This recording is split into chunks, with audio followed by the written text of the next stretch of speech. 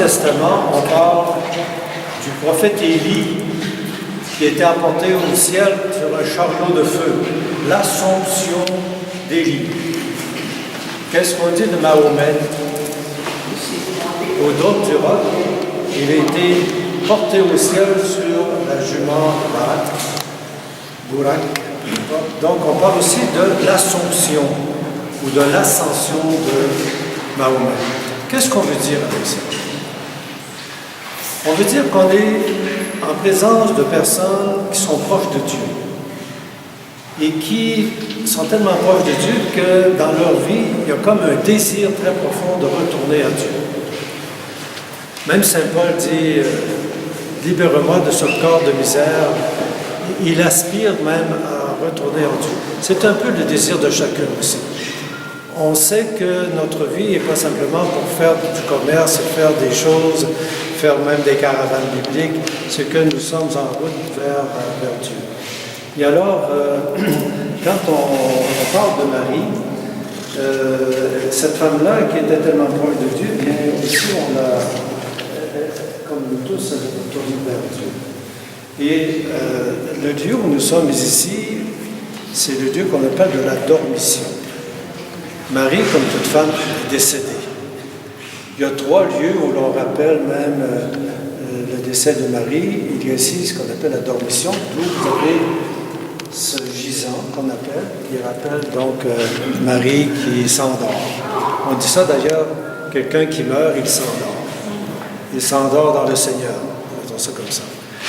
Il y a aussi, près de Gethsémani, le tombeau de la Vierge Marie, qu'on a pu indiquer à l'un ou l'autre. Et à Éphèse, c'est probablement là, en Turquie, que se trouve le lieu où Marie, finalement, va décéder. Par-delà ces éléments que je dirais de théologie, si ça vous intéresse d'en savoir plus, inscrivez-vous un cours de théologie pour essayer de démêler un peu des concepts. Moi, j'aimerais vous ramasser un peu tout le personnage de Marie en 3 mots. Fiat, Magnificat, Stabat. 3 verbes latins. Fiat, ça veut dire oui, accepter. C'est l'histoire de l'ange qui annonce à Marie qu'elle deviendra mère et qui dit oui. Dans nos vies aussi, on a à dire des oui. Il y a des oui qui sont faciles à dire. Que Marie ait dit oui de devenir mère, je pense qu'elle était heureuse. Ce n'était pas un oui difficile. Mais dans nos vies, il y a des oui qui sont difficiles. Vous en avez certainement vécu des oui difficiles. Et je pense que Marie nous aide un peu à ce niveau-là pour être capable, nous aussi, de dire des oui, de s'engager. Et vous savez, l'engagement que l'on prend n'est pas tellement lié à la connaissance. C'est pas qu'on tire à pile ou face parce qu'on n'a pas le courage. On a peur. On sait très bien, ne vous engagez jamais si vous ne savez pas, si vous n'êtes pas sûr. En général, on est sûr, on a peur. Donc, savoir dire oui, même quand c'est difficile. D'autre part, le deuxième verbe, c'est le Magnificat. Magnificat, c'est « Mon âme exalte le Seigneur ». C'est l'histoire de Marie à la visitation. Elle rencontre sa cousine Élisabeth qui est enceinte aussi. On imagine ces 2 femmes qui comparent leur petite bédaine. Élisabeth est sur le point d'enfanter, puis Marie est déjà enceinte de quelques mois. Que font des femmes qui sont enceintes? Mais elles parlent de leur bébé. Elles parlent de leur bébé à naître. Et puis, c'est une joie tellement grande que même dans le sein d'Élisabeth, son petit se met à bouger. Les femmes qui ont eu des enfants, vous savez qu'est-ce que c'est qu'un bébé qui bouge dans son corps? Alors Marie, Élisabeth dit « Mon bébé est tellement heureuse de te rencontrer, Marie, qu'il se met à gigoter même dans mon sein. » Et Marie reprend un ancien cantique de l'Ancien Testament, « Mon âme exalte le Seigneur », Magnificat. Marie a vécu dans une situation politique difficile, peut-être aussi difficile que la situation actuelle ici. Et pourtant, elle était heureuse. Une femme qui était heureuse, qui savait louer Dieu, rendre grâce. Souvent, on chiale tout le temps, on demande tout le temps, on ne remarque pas qu'il y a des belles choses qui nous arrivent, et puis on oublie de dire merci. Nous aurons l'occasion tout à l'heure, quand on va célébrer la messe, de dire merci, une action de grâce. Savoir dire merci. Savoir cueillir des petites joies aussi sur la route, des petites fleurs qu'on a dans la journée. Et ça, c'est important, je dirais, de savoir remercier. Il y en a qui, ça veut dire merci, c'est comme si tout leur était dû. Leur arracher un merci, c'est comme leur arracher la peau. Être généreux à dire merci. Je pense assez souvent aussi qu'on devrait dire merci à des personnes qui ont pu être significatives dans notre vie. Des personnes qui ont été importantes à un moment donné, qui nous ont aidés à nous démêler, qui nous ont encouragés. Ça peut être vos parents, ça peut être aussi un ami, ça peut être même un auteur, un écrivain, peu importe, un film que vous avez vu, quelque chose qui vous a vraiment débloqué, qui vous a confirmé et qui a été pour vous comme un mentor, quelqu'un qui vous a été un peu votre Jean-Baptiste, qui vous a accompagné. Savoir dire merci à ces personnes-là. Même plus tard, des fois, écrire une petite lettre à quelqu'un, écoute, c'est important, à un moment donné, tu sais, tu m'as vraiment aidé. Et ne pas hésiter à le faire. Le troisième verbe, c'est celui de stabat. C'est Marie au pied de la croix, elle se tient debout. Stabat. Stabat, se tenir debout. Stabat mater dolorosa. Marie qui est face à une épreuve terrible, mais qui se tient debout. La présence. Être présent aux gens. Regroupez-vous parce qu'il y a d'autres personnes qui arrivent. Mais ça ne sera pas long, j'ai terminé pratiquement. Être présent à des gens qui souffrent, être présent à un enfant qui se développe, être présent et non pas fuir. C'est magnifique, être présent. Rappelez-vous les paroles d'hier d'Olivier qui disait avoir une présence cordiale. Pas juste une présence obligatoire, mais avoir une présence cordiale. Alors, trois verbes qui résument un peu cette femme qui nous accompagne aussi dans notre vie, qui est un peu la mère de notre joie, et puis qui nous enveloppe de sa tendresse, qui nous humanise. La femme, cette femme-là nous humanise.